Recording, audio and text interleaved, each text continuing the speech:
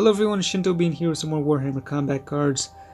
After that last video, a few people were asking me what bodyguards I use with some of those warlords, so what I'm going to do in this video is just go through my collection and choose a few warlords that I like to play as, and just show you the decks that I am using with them. Again, it's not necessarily the best strategy, and the best cards for each player will probably vary just depending on their individual level and all that, but let's go ahead and take a look. We'll go into the edit screen here, so we'll start up at the top with the cheapest warlords and just go down, work our way down. We'll start with Commissar Arke here since he's already up.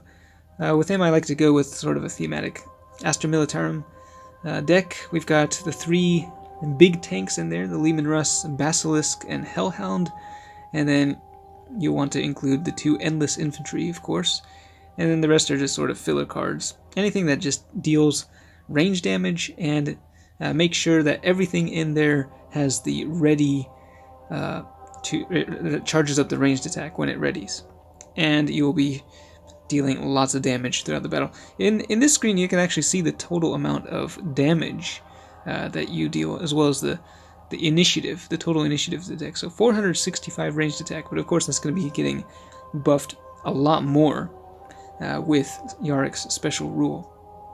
So moving down, we'll take just a look at the first row here, and I'm going to choose one warlord out of these four options. Out of these, I would have to say Zephyrblade for the Eldari is my favorite of that bunch. Another ranged warlord. Zephyrblade is really fun to play because you're constantly gaining more momentum, and you never lose that momentum throughout the battle. You're just getting more and more ranged attack no matter what happens, because whenever anything dies, it increases your ranged output. And then a lot of the cards in here, a lot of the bodyguards have traits that further increase the ranged attack. Like we got Outflank, Scout, and whatnot, and I've also got some Barrage and Precision Shot, which of course deal a lot more damage once those cards have increased their damage output. You can see they're 547 total ranged attacks, so quite a bit. They're a little bit low on the health, but again, that's still usually works out because you get more damage as your cards die. Alright, moving down to the second row. I don't really play as any of these all that much. I think we'll go with Dark Strider here. Now, with Dark Strider, I do like using the Barracuda. With the Barrage there, just a really powerful card. I've also got Long Strike, which I only have at level 3. I'll zoom in on him here. Obviously, Long Strike gets a lot more powerful as he levels up, so level 3 is kind of low for him. But I just like using it because the amount of damage. With him, you definitely want to use the 3 Taunt units. And I also have the Piranha with Ranged Scout. But I have 10 points left over, and honestly I'm not really sure what to do with them, because the problem with Dark Strider is if you throw too many bodyguards in there, it can kind of mess up your starting deployment. So I don't know if anyone has any advice or can tell me what they use with Dark Strider there. I haven't really been playing with them that much.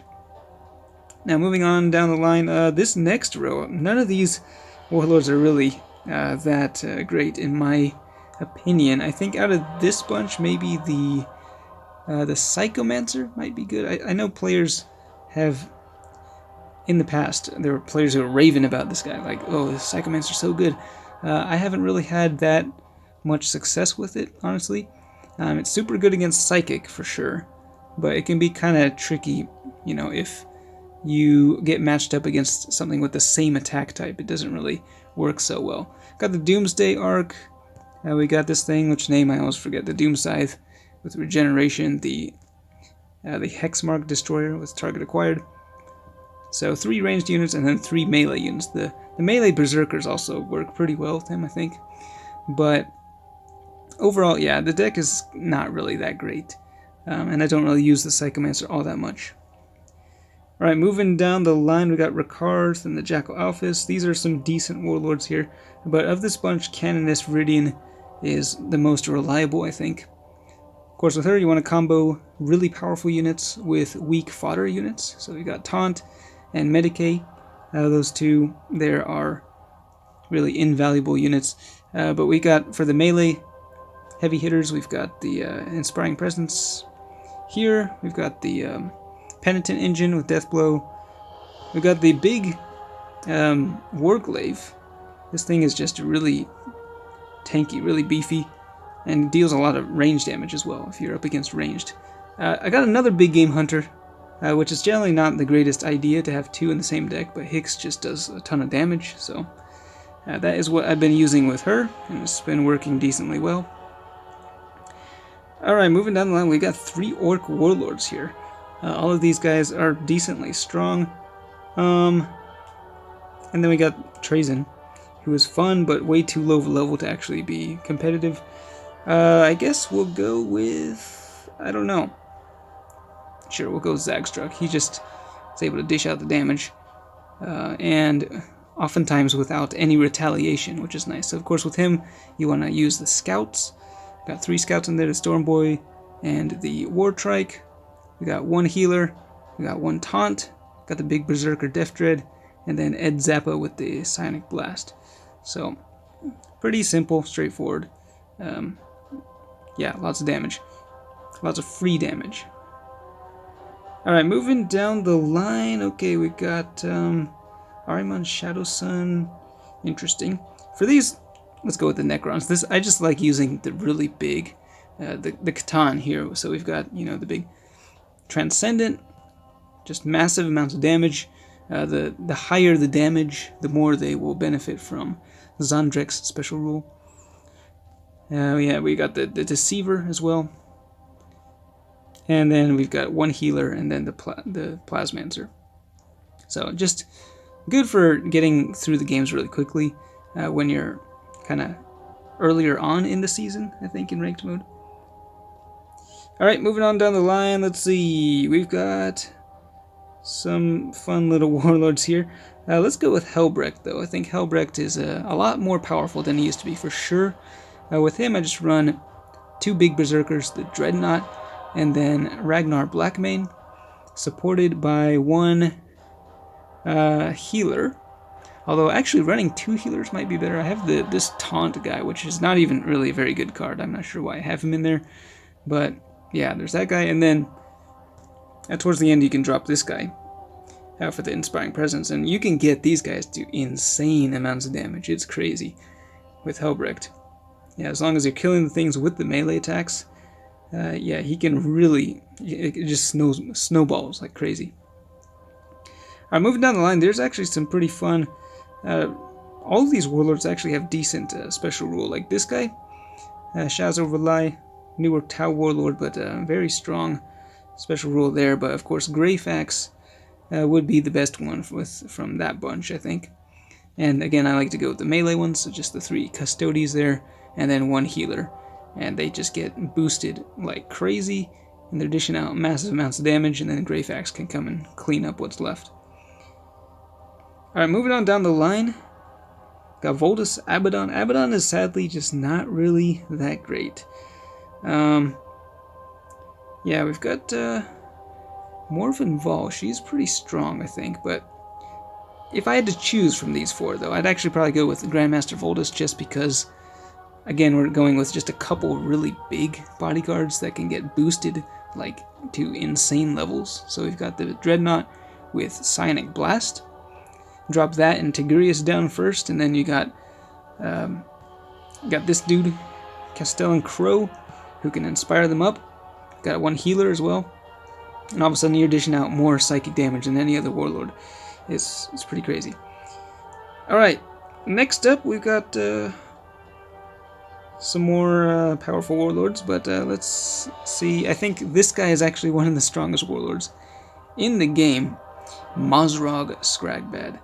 With his Berserker buddies. So we got the Squigoth, the Death Dread, both of those have Berserk.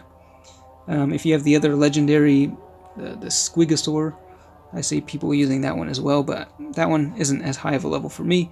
So we've got 2 healers with Medicae, and then Makari with the Inspiring Presence. So yeah, these guys can also just deal lots of damage as the battle goes on.